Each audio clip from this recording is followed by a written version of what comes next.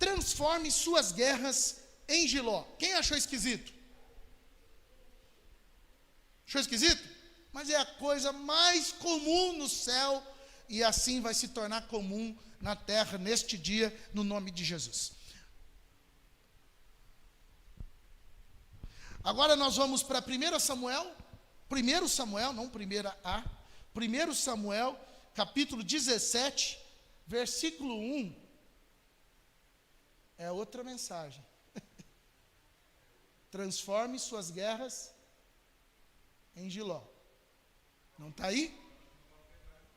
Então, falhou. Tranquilo, pode deixar. Transforme suas guerras em Giló. 1 Samuel, capítulo 17, versículo 1 até o versículo 51, uma boa ideia. Eu vou ler na nova tradução da linguagem de hoje. Versículo 1. 1 Samuel 17, versículo 1. Diz assim: os filisteus se reuniram para lutar em Socó, uma cidade de Judá. Acamparam no lugar chamado Fronteira Sangrenta, entre Socó e Azeca. Saul e os israelitas se juntaram, acamparam no Vale do Carvalho e se prepararam para lutar contra os filisteus. Os filisteus pararam no monte que ficava em um lado do vale, e os israelitas ficaram no monte do outro lado. Um homem chamado Golias, da cidade de Gate, saiu do acampamento filisteu para desafiar os israelitas. Ele tinha quase 3 metros de altura e usava um capacete de bronze e uma armadura também de bronze, e pesava uns 60 quilos. As pernas estavam protegidas por caneleiras de bronze, e ele carregava nos ombros um dardo, também de bronze. A lança dele era enorme, muito grossa e pesada. A ponta era de ferro e pesava mais ou menos 7 quilos. Na frente dele ia um soldado carregando o seu escudo. Golias veio, parou e gritou para os israelitas: por que vocês estão aí em posição de combate? Eu sou filisteu e vocês são escravos de Saul. Escolham um dos seus homens para lutar comigo. Se ele vencer e me matar, nós seremos escravos de vocês. Mas se eu vencer e matá-lo, vocês serão nossos escravos. Eu desafio agora o exército israelita. Mandem alguém para lutar comigo.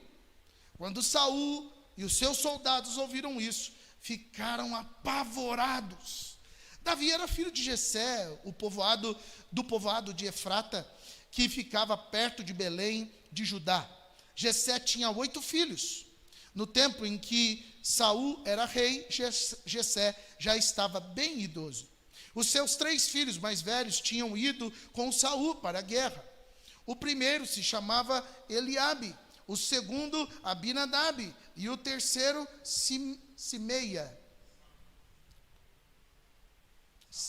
Simeia está no meu. Olha lá, Simeia. Davi era filho mais novo. Enquanto os seus 3 irmãos mais velhos ficavam com Saul, Davi ia ao acampamento de Saul e voltava a Belém para tomar conta das ovelhas do seu pai. Durante 40 dias, Golias desafiou os israelitas todas as manhãs e todas as tardes. Um dia, Jessé disse a Davi: pegue aí 10 quilos de trigo torrado e estes 10 pães, mortadela e Coca-Cola gelada, e vá depressa levar para os seus irmãos no acampamento. Leve também estes 10 queijos ao comandante. Veja como os seus irmãos estão passando e traga uma prova de que você os viu e de que eles estão bem. Os seus irmãos, o rei Saul e todos os outros soldados israelitas estão no Vale do Carvalho, lutando contra os filisteus. Na manhã seguinte, Davi se levantou cedo, deixou alguém encarregado das ovelhas, pegou os mantimentos e foi, com Jessé, como Jessé havia mandado.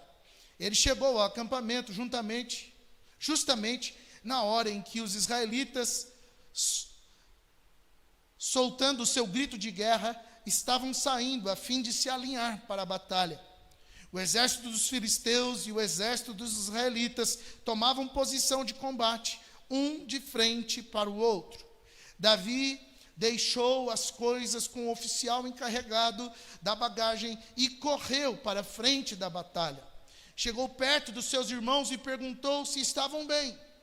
Enquanto Davi estava falando com eles, Golias avançou e desafiou os israelitas, como já havia feito antes.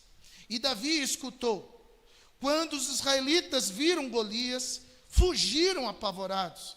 Eles disseram: olhem para mim, escutem o seu desafio. Quem matar este filisteu receberá uma grande recompensa.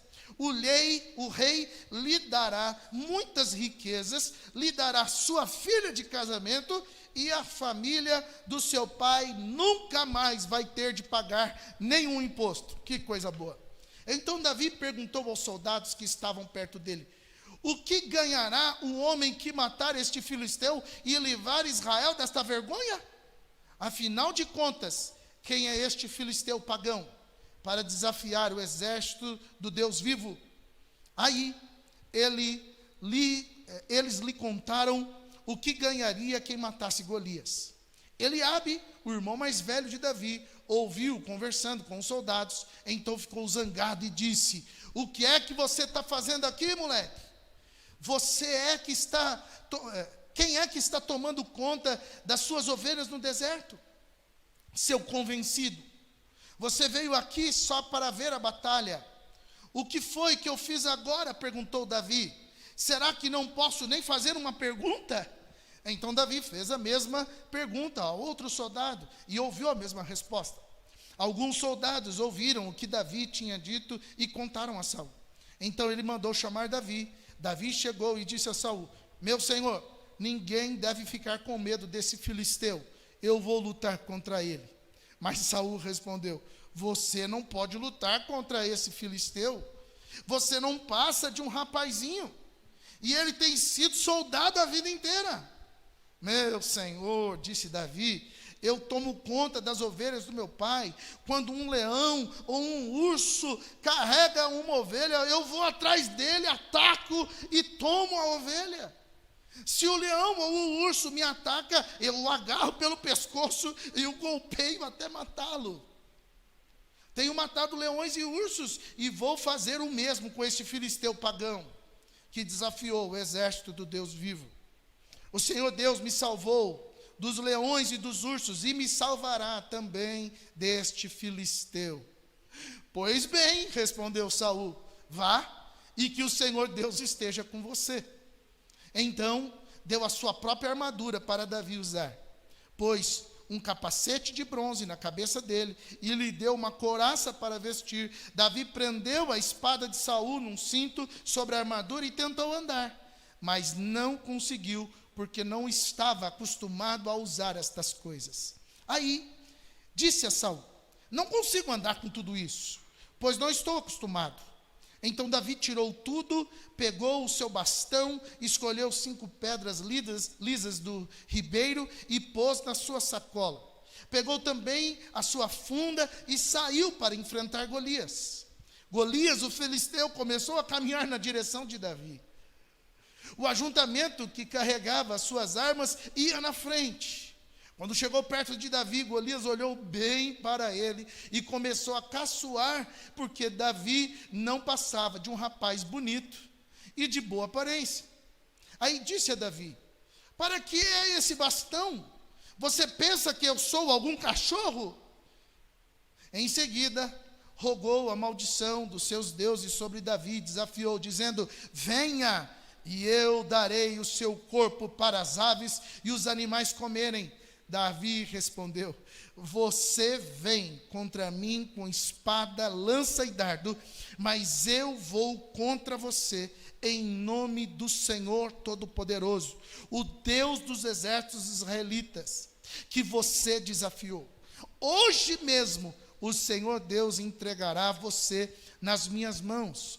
Eu o vencerei e cortarei a sua cabeça, e darei os corpos dos soldados filisteus para as aves e os animais comerem. Então o mundo inteiro saberá que o povo de Israel tem um Deus, e todos aqui verão que ele não precisa de espadas ou de lanças para salvar o seu povo. Ele é vitorioso na batalha e entregará todos vocês nas nossas mãos. Então Golias começou novamente a caminhar na direção de Davi, e Davi correu rápido na direção da linha de batalha dos filisteus para lutar contra ele. Enfiou a mão na sua sacola, pegou uma pedra e com a funda atirou em Golias. A pedra entrou na testa de Golias e ele caiu de cara no chão.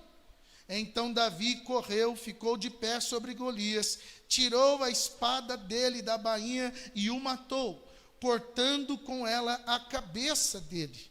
E assim Davi venceu Golias e o matou apenas com uma pedra. Quando os filisteus viram que o seu herói estava morto, fugiram. Aleluia.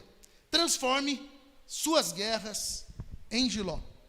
Quer você queira ou quer você não queira, estamos em batalha, estamos em guerra. A guerra da vida iniciou quando o seu embrião tomou corpo e se tornou gente. A partir dali estamos sempre batalhando por algo que por algum momento diz respeito à nossa subsistência e depois vai se tornando o nosso ideal, vai se tornando a nossa honra, vai se tornando o nosso motivo para acordar todas as manhãs. Eu e você temos provavelmente guerras comuns, guerras que são externas, que acontecem para todo mundo, mas eu e você também temos guerras individuais e internas. Guerras pelas quais nós não falamos sempre, não temos coragem muitas vezes de compartilhá-la com alguém, por achar que é ínfima, ou por achar que só nós é que vivemos aquela loucura, e essa guerra se estabelece dentro da nossa mente, do nosso coração. Eu não sei você, mas eu já tive muitas guerras na minha alma, sem ninguém saber. E elas se estabeleceram também sem eu saber por onde elas começaram. E eu só sabia que eu tinha que me posicionar diante desta guerra. E por muitas vezes eu já perdi guerras internas. Você já perdeu guerras internas? Você já se sentiu possuído daquele sentimento de derrota? Porque você estava prevalecendo até aquele minuto, mas você não deu conta e você sucumbiu diante das afrontas e ninguém jamais soube o que você lutou e o que você perdeu. Eu também já tive muitas guerras assim. Guerras externas, guerras internas, guerras que eu quero enfrentar e guerras que eu não quero enfrentar. Eu também já tive muitos momentos em que eu fui desafiado a estar diante de uma guerra que eu jamais queria estar. Jamais queria estar diante dela, mas ela estava diante de mim. Quando eu escolhi ser pastor, por exemplo, eu trabalhava na Deloitte Touche Tohmatsu. É uma empresa de auditoria contábil multinacional. E eu estava para ser levado da parte administrativa para a parte técnica. Ia devolver, eles iam custear a minha faculdade de contabilidade de volta, que eu já tinha iniciado, e eu iria para a parte técnica e assim crescer na carreira de auditor contábil. Mas quando eu sinalizei que não ia mais brigar com o meu chamado e que eu não ia atender mais a demanda da Kátia de ter um marido rico, pelo menos pelas vias naturais, eu passei a enfrentar uma guerra existencial, porque eu olhava para todos aqueles de terno e gravata, jovens como eu, na mesma idade que eu, e estavam vencendo as suas batalhas, estavam conquistando seus carros, estavam ali numa onda de viagem para lá e para cá, ostentando, né? podiam comer o que quisessem comer, e a empresa que contratava a Deloitte pagava. Eu via essa pessoa entrando e saindo do escritório, eu o servia, e muitas vezes me senti menor, muitas vezes me senti acuado, muitas vezes me senti desprezado por Deus, por Ele ter me escolhido para ser só pastor. Mas também, em algum outro momento, aquilo foi se estreitando de tal maneira, eu fui recebendo propostas assim, irrecusáveis para ir para a contabilidade, e eu afirmando para minha chefe: eu não vou, eu estou fazendo pré-teológico, o ano que vem eu vou para a faculdade, e eu vou sair daqui, eu já tenho o meu aviso prévio determinado. Pois bem, dali em diante, foram 6 meses que eu enfrentei uma guerra física, real, uma afronta da minha chefe, que eu não queria ter entrado, eu queria sair de lá de boa, eu queria sair de lá por cima, mas aquela chefe começou a me perseguir constantemente, parecia uma praga. Se eu chegasse 5 minutos atrasado, ela falava. Se eu almoçasse em hora errada, ela incomodava. Se eu deixasse faltar qualquer suprimento para a empresa, ela ia para cima de mim, mais do que o normal, né? Eu acredito que o chefe tem que realmente colocar as coisas em ordem, mas você sabe quando ela está exagerando. E naquele ambiente eu já estava mal e inseguro ao enfrentar o pré-teológico, e tinha lá um tirano, líder daquele pré-teológico na época, já falecido. Pensa num homem que escravizava a gente e deixava a gente amedrontado, né? Era aquele pastor. E eu já estava escravizado por aquele sentimento de medo, estava me sentindo mal, porque eu vi os grandes passando para lá e para cá, e agora também estava enfrentando a guerra com a minha chefe. Como é triste enfrentar guerras que você não quer enfrentar. A minha e a sua vida não pode ser preservada, mesmo que eu não queira enfrentar. A vida, ela tem as suas propostas que, se eu quero, fica mais fácil de eu enfrentar. Se eu não quero, vai empurrado mesmo. E ainda tem muitas guerras que você é o desavisado, né? Todo mundo recebe o mesmo desafio e dá um pulo para trás. E você esqueceu, ficou sozinho ali. E aí você é o único que se colocou à disposição para enfrentar aquilo que você nem imaginava que ia enfrentar naquele tempo. Enfim, se você quer ou não, se você sabe ou não, se são grandes ou pequenas, se são internas ou externas, eu e você estamos no meio de uma grande batalha. E esta grande batalha, ela tem determinado em nós uma utopia. Se você reparar no texto, você vai perceber que eles estavam prontos para a batalha, eles estavam alinhados como soldados na batalha, todos eles perfilados, todos eles colocados no seu uniforme, todos com a sua armadura, mas eles estavam em cima do monte. Não sei se vocês repararam nesse detalhe, estavam os filisteus do monte de lá, estavam os hebreus do lado de cá, cada um no seu monte. E esta é a primeira coisa que eu quero que você guarde no seu coração ao enfrentar as suas batalhas. Em tempo de vale, não é tempo de estar no monte. Todos eles sabiam que haveria necessidade de guerrear. Aquela história de que eu não quero porque eu vou preservar a minha família, eu vou preservar a minha vida, não estava mais em jogo, porque a afronta já estava declarada. Se os filisteus avançassem, iriam destruir o povo de Israel, e se o povo de Israel desistisse da batalha, também perderia do mesmo jeito. Mas eles estavam por 40 dias em cima do monte, fazendo o quê? Absorvendo a afronta para si, absorvendo o espírito da derrota para si. Demorou 40 dias para que eles saíssem do monte, o lugar que não é propício para a guerra. O lugar propício para a guerra é o vale. Então, eles estavam no monte tentando se proteger o máximo que puderam.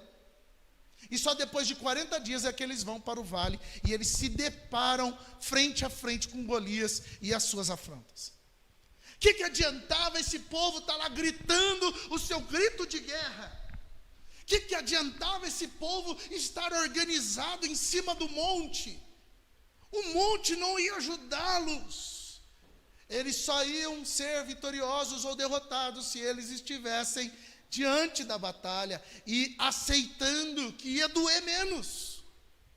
Imagina você passar pela vida e receber afronta por 40 dias, e você sabendo que você está em menor número, você sabendo que você tem menos material bélico, sabendo que você tem menos capacidade, e você ouvindo aquela palavra o mês todo te afrontando. 40 dias, um ano, talvez por causa de uma doença, talvez por causa de um possível desemprego, talvez por causa de uma situação na sua família, talvez por uma realidade qualquer da tua história, você está carregando demais as ameaças.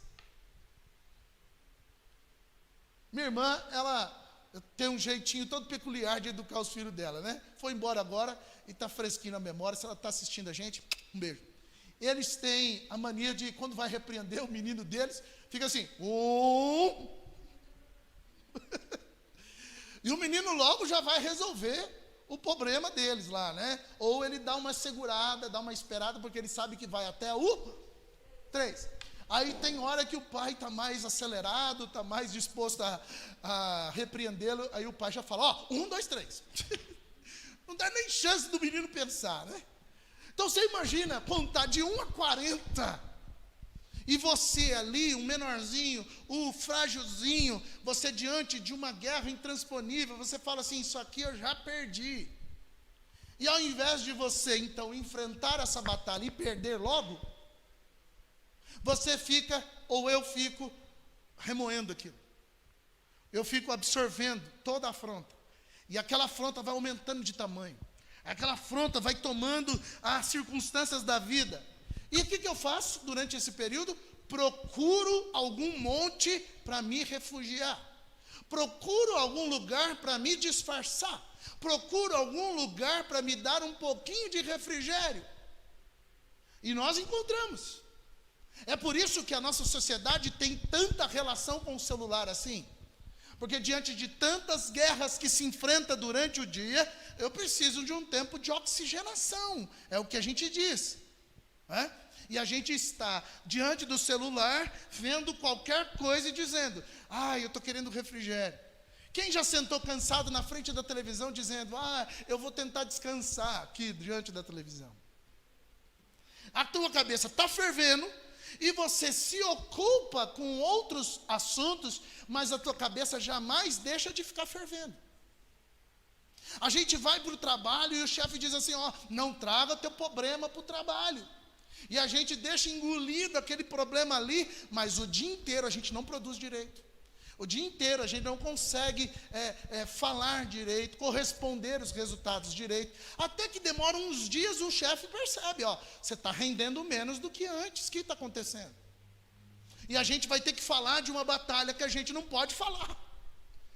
Nós somos ensinados a guardar em segredo as nossas batalhas. Nós somos ensinados a ficar quieto diante delas. Eu, pelo menos, quando entro numa batalha, eu me calo. Eu tento resolvê-la internamente. A Kátia é que me tira para fora. Então nós vivemos distantes do verdadeiro refrigério, que é a noção de estarmos no monte. Eleva os meus olhos para o monte, de onde vem meu socorro? Essa pessoa está no vale, olhando para o monte, o lugar das moradas. O lugar onde as pessoas habitam, onde não tem guerra, onde tem paz, tem refrigério, tem rede, tem Coca-Cola gelada. O lugar onde a gente pode se sentir confortável. E vira e mexe, então, a gente está sendo afrontado ali no vale. E a gente corre para o montezinho para tentar se refrigerar. Mas o filisteu jamais deixa a batalha. O seu inimigo jamais te abandona. Você tenta escapar dele, mas ele jamais te abandona. Você tenta tirar a tua preocupação, mas a tua preocupação não te deixa. Ela é mais teimosa que você. E ela não te deixa. E enquanto isso, eu e você vamos vivendo a utopia do refrigério, porque ele nunca vem. E a utopia da vitória, que também ela nunca vem. Porque eu nunca afronto. eu nunca recebo força, eu vou me recuperar, ai, me deixa ficar quietinho um pouquinho que eu vou tomar minhas forças de volta. Mas essa força nunca vem. Cada dia você tem menos força, cada dia você tem menos ânimo, cada dia você tem menos alegria, cada dia você tem menos vontade de prevalecer sobre aquele ambiente. E a maior parte das nossas guerras não é a vitória que a gente conta, é derrota. Porque a gente foi vencido pelo cansaço. Porque a gente foi vencido pela falsa expectativa de que tudo vai ficar bem, de que o tempo resolve. Quem já disse isso? Não, deixa que o tempo resolve. Só o tempo resolve. Querido, o tempo é responsável somente pelo tique e pelo taque. Por mais nada. O tempo só faz a roda girar. Amanhã é um dia outro com sol e lua, e assim vai. Só para isso que serve o tempo.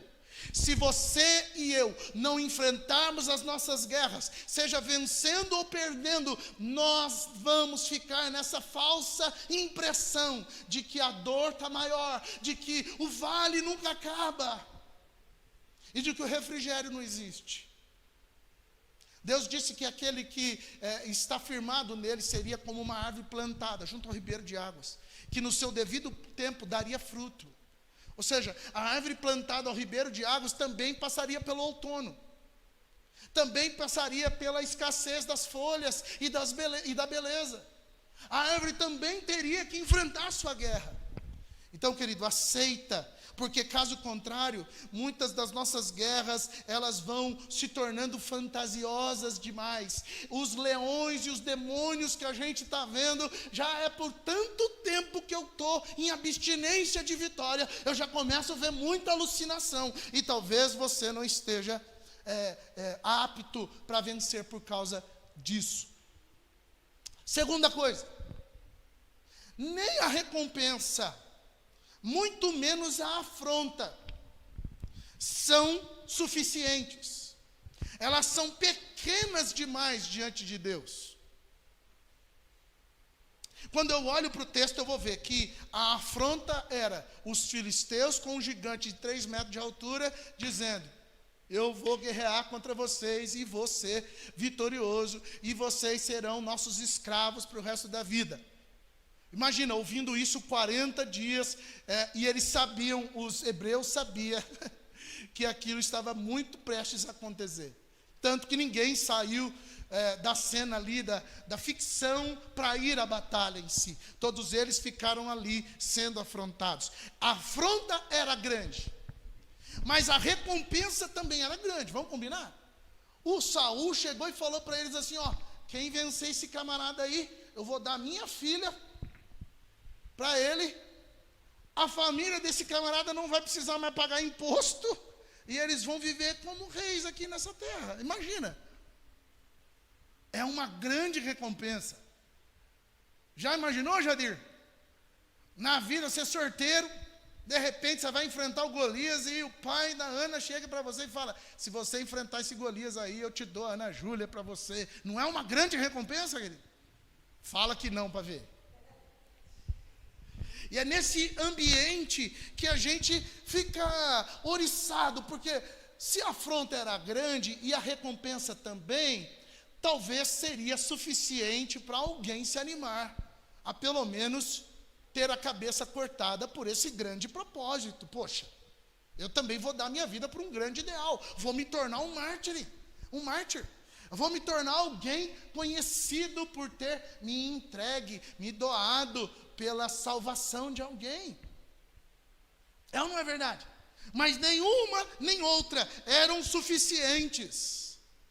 Somente a ideia de que Deus está com você é que é suficiente para que eu possa enfrentar a minha batalha.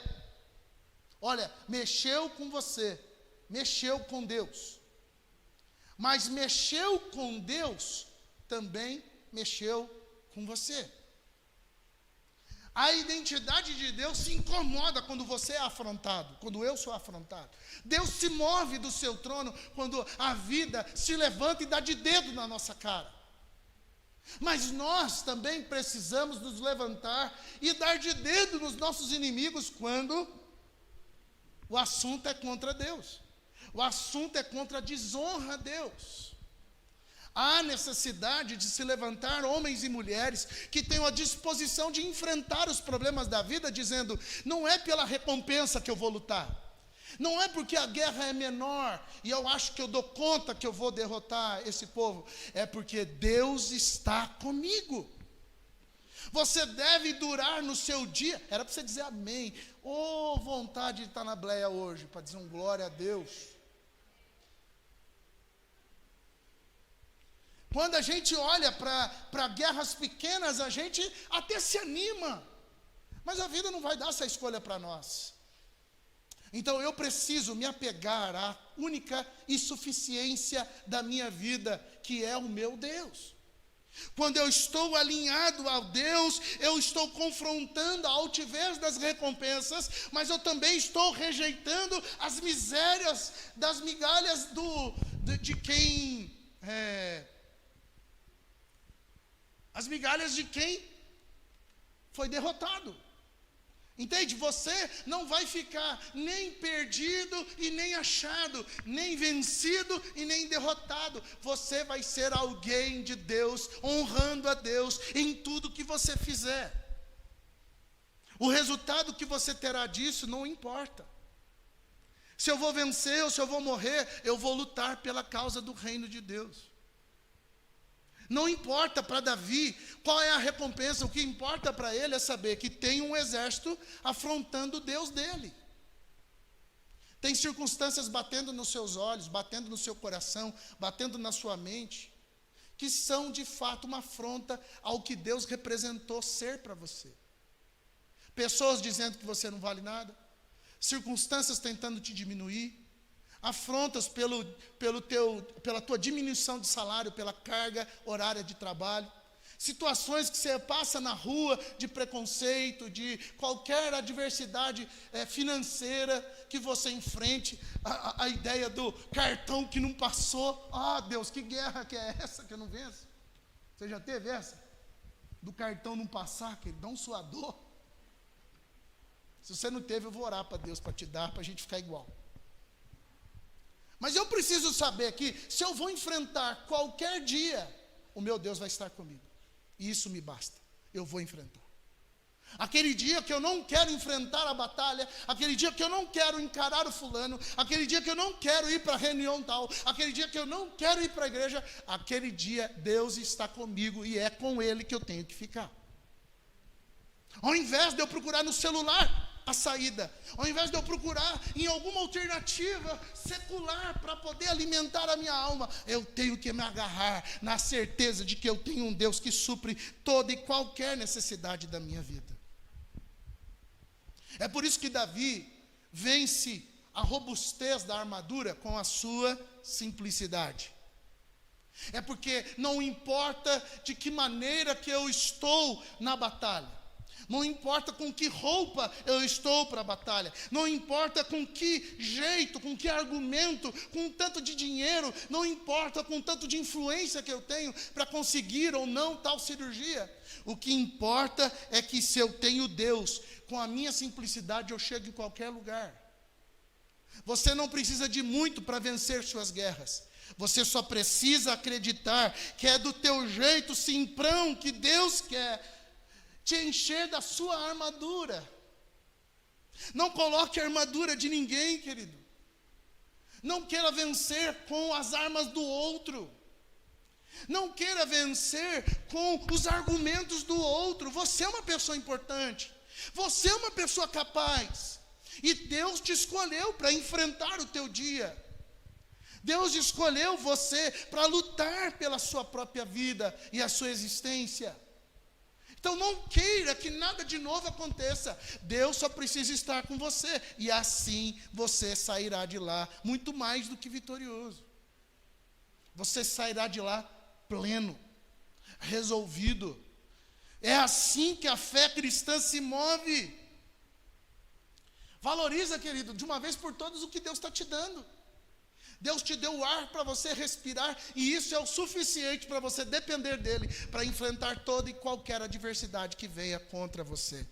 Toda e qualquer luta que se levante contra você não pode ser vista com a minha lente de aumento, com o meu tempo de afronta ali, cozinhando o meu coração e me fazendo sentir menor do que de fato eu sou. Sabe por quê? Davi nos ensina que ele tinha um gigante ao seu lado para derrotar o Golias. A gente olha para o gigante de 3 metros de altura, isso não é nada para Deus. Quem já ouviu falar que para Deus nada é impossível? Mas quem já ouviu falar, aí, pastor, isso aí só Deus. E quando a gente fala isso, a gente está dizendo, ninguém pode, nem Deus pode.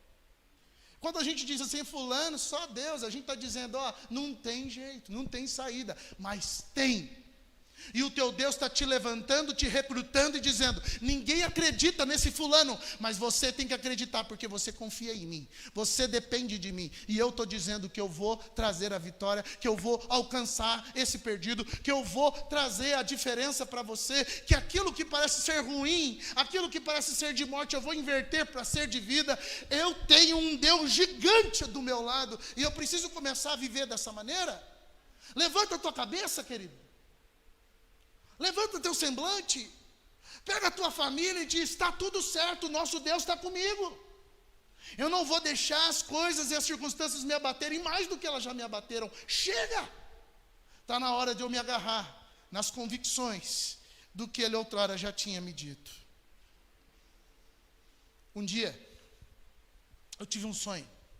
Eu estava vivendo um tempo de muita batalha na igreja de Votuporanga. E eu tinha certeza absoluta que tinha ido para aquela igreja para poder destronar ambientes que estavam fragilizando aquela cidade e aquela igreja. E nós fomos para aquela cidade conscientes de que Deus tinha nos trazido para lá para isso. Mas houve um tempo que estreitou tanto, que ficou tão difícil, que ficou tão tenso, parece que o céu estava baixo assim, parece que a gente vivia oprimido dia e noite, um calor infernal, e a gente se sentia numa sauna constante, parecia que eu ia explodir. E eu tive um sonho, e esse sonho era que quando eu andava pela casa, e eu enxergava um buraco de pia, um buraco de ralo, qualquer buraco, uma janela, qualquer buraco que eu olhava, nascia de lá uma cobra. Sabe aquelas caixas surpresa que levanta assim uma serpente? Era essa a imagem que eu tinha. Uma cobra sanfona que quando eu olhava para aquele buraco, nascia. E logo que eu comecei a andar pela casa, assustado obviamente, que todo mundo tem medo de cobra. Então, todo buraco que eu olhava, essa cobra nascia. Eu comecei a entender que era no buraco, e aí eu comecei a olhar para todos os buracos, e as cobras começaram a nascer, e empesteou de cobra no meu sonho. E, de repente, eu comecei a esbarrar nelas. Eram muitas. Então, por mais que eu tentasse desviar delas, eu tocava nelas. E eu percebia que a hora que eu tocava nelas, elas se transformavam em jiló. E elas corriam para fora de casa. Imagina o jiló, redondinho. Corria pro meio fio de casa e desciam. De repente fiz isso, esbarrei numa, transformou de cobra, transformou em jiló. Eu esbarrei na outra por acidente, transformou em jiló. Aí eu fiquei valente. Ah, é? Então eu tocava na cabeça das cobras assim, ó. Imagina, uma sucuri dessa largura de cabeça, e eu, e ela já ia correndo. E eu comecei a achar aquilo engraçado, eu comecei a tocar em todas elas. E eu não costumo guardar sonho. Eu não costumo nem sonhar, porque eu não chego muito no sono REM. Mas quando chego a sonhar, eu não lembro. E esse dia eu lembrei, e eu estava nesse contexto de muita batalha, e eu pedi a Deus o entendimento. E rapidamente, eu não precisei de revelação, não precisei contar para ninguém. Rapidamente eu tive discernimento que aquela cobra estava sinalizando ambientes de perseguição e de tormento, que toda vez que a gente queria mexer num lugar, ali nascia um vespeiro, ali nascia uma coisa ruim. Todo lugar que a gente mexia, gente, tinha coisa ruim lá de baixo. Seja na igreja ou seja na cidade. Tudo que a gente punha a mão, a gente via que a coisa estava esquisita, endemoniada, que a coisa estava presa nos espíritos malignos, ou que pela maldade das pessoas estava ali aprisionado.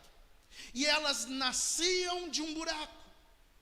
O que é o buraco? São as brechas, lugares vulneráveis aonde a cobra, ou o lugar de tensão, o lugar de afronta, nasce.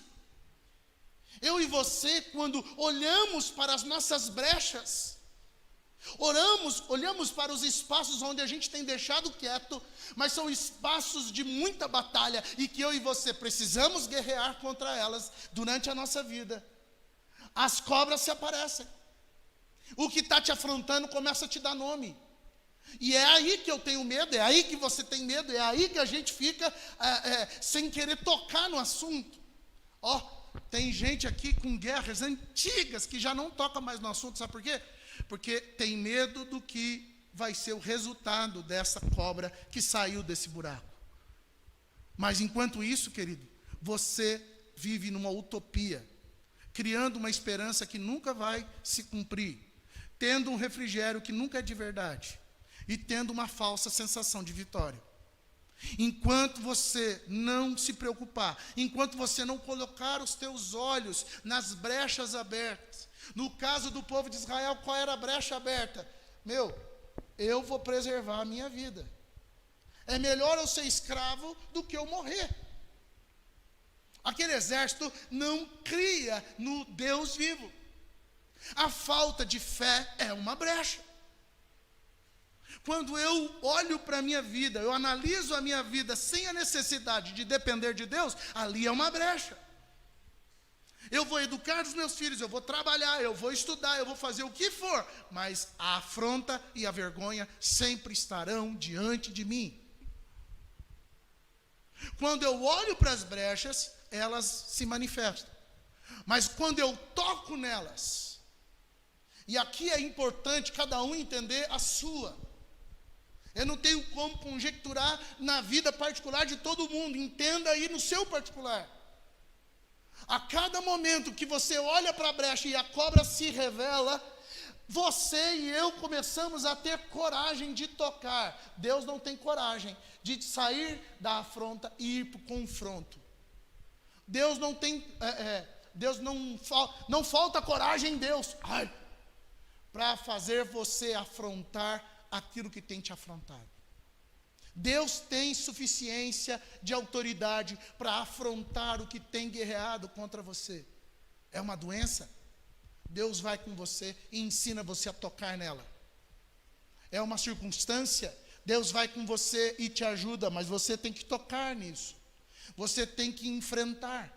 Você tem que confrontar esta guerra. Não é do cima do monte, tentando fazer igual meu pai matava rato em casa. Meu pai subia na cadeira e a minha mãe dizia, Mone, e meu pai ali com a vassoura na mão e tentava matar o rato em cima da cadeira. Não é assim que mata rato, gente. A gente mata as circunstâncias ruins que têm vindo contra nós. De que forma? Eu vou de frente. Eu vou diante, eu vou ao encontro. Você vem contra mim com armas e com lanças, mas eu vou contra ti em nome do Senhor. Então a capacidade que eu tenho para ter coragem, querido, começa a nascer daí. Por que eu e você estamos tão tímidos? Por que eu e você estamos tão encurralados? Por que eu e você estamos tão medrosos? Se Deus está com você, pode ir. Pode enfrentar teu amanhã. Ele pode ser difícil. Como essa família da irmã Carolina perdeu aí o seu ente querido. Está enfrentando um dia difícil. Não vai adiantar ficar ali se guardando, dizendo, ai, não posso chorar, ai, eu tenho que ser forte para consolar alguém. Não, é a hora de enfrentar. Deus está comigo. E é nesse momento que a gente vê que quem tem Deus como a sua única armadura, além de afrontar as suas guerras, vê que aqueles gigantes, que aquele assunto tenso, que aquela grande dificuldade se reduziu a nada. Nós temos a mania de exaltar demais o nosso adversário, Satanás. Mas ele não tem que ter ibope na sua vida. Se ele levanta, tem que cair. Amém? Amém. Glória a Deus.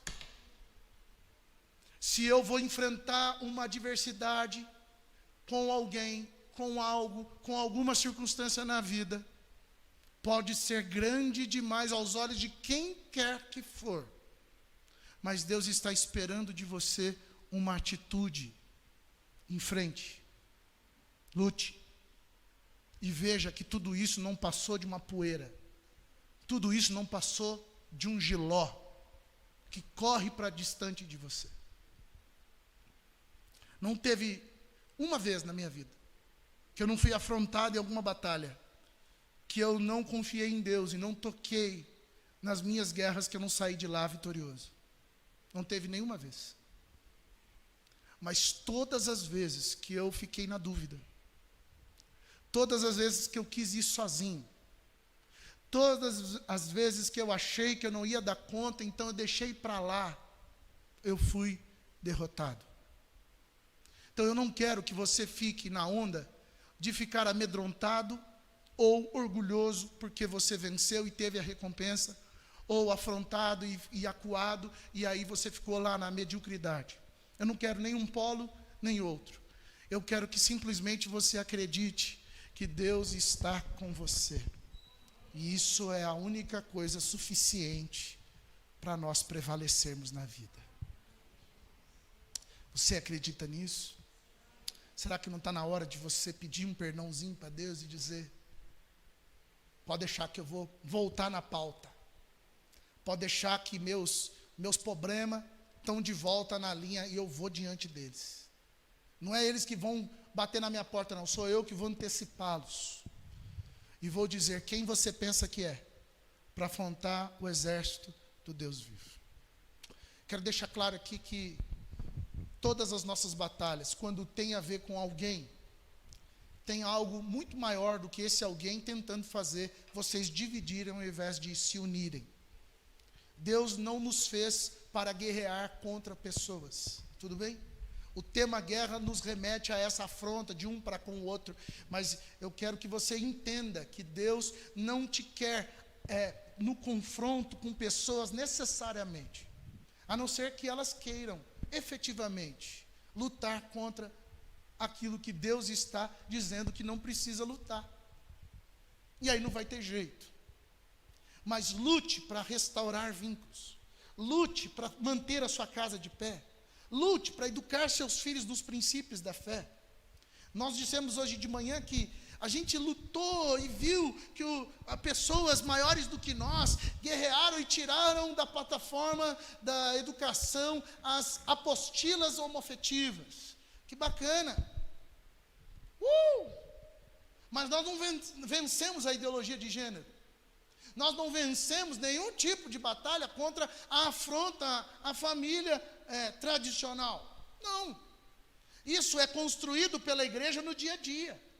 Isso é feito pela consciência de quem tem o exército do Deus vivo no peito, como uma coragem para poder enfrentar o dia a dia. A minha filha, por exemplo, tem na escola dela, na classe dela, uma pessoa homossexual. Ela tem 11 anos de idade. E como eu vou fazer para explicar para minha filha que isso não pode? Querido, esse tema já está na minha casa já há tempos. Faz tempo. Esses dias eu fiz um processo com eles, vou falar isso e encerro. Nós fizemos um processo de entrega de uma pessoa que deixou de fumar. Glória a Deus, aleluia. Essa pessoa deixou de fumar e me entregou o cigarro, o maço de cigarro e o isqueiro. E eu não joguei fora na hora, eu levei para casa. E eu levei para casa e disse: crianças, vem aqui, Kátia, vem aqui, por favor. Quero que vocês vejam isso. Vocês já tocaram no cigarro? Então toca aqui. Esse é um cigarro. Toca aqui, Gustavo. Toca aqui, Isabela. Nossa, eu nunca vi isso. Olha essa foto no Marlboro. Eu nunca tinha visto. Isso mata, né, pai?